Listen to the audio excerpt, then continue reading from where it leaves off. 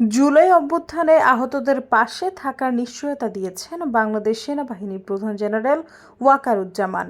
আহতদের সুচিকিৎসার ব্যবস্থা করা, আর্থিক সহায়তা দেওয়ার পাশাপাশি তাদের পুনর্বাসনের ব্যবস্থা করার চেষ্টা করা হবে বলে জানিয়েছেন তিনি।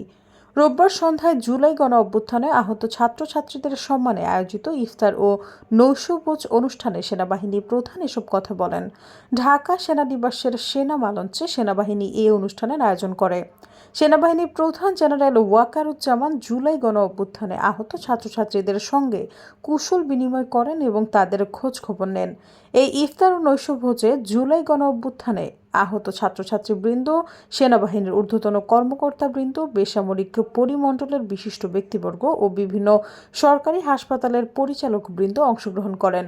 অনুষ্ঠান শেষে বাংলাদেশ সেনাবাহিনীর পক্ষ থেকে তাদের হাতে ঈদ উপহার তুলে দেওয়া হয়। জুলাই অভ্যুত্থানে আহতদের জাতির কৃতি সন্তান উল্লেখ করে সেনাবাহিনী প্রধান বলেন, আপনারা কখনো মনোবল হারাবেন না, মনোবল হারানোর কিছু নেই। আপনারা জাতির কৃতি সন্তান, আপনারা এই দেশ ও জাতির জন্য অনেক কিছু ত্যাগ করেছেন। আমি আপনাদের অভিনন্দন জানাচ্ছি, আপনাদের প্রতি কৃতজ্ঞতা জানাচ্ছি, আপনাদের এই নিশ্চয়তা দিচ্ছি আমরা সবসময় আপনাদের পাশে থাকব ইনশাল্লাহ। সৈয়দা ফারিয়া, সমযুগ।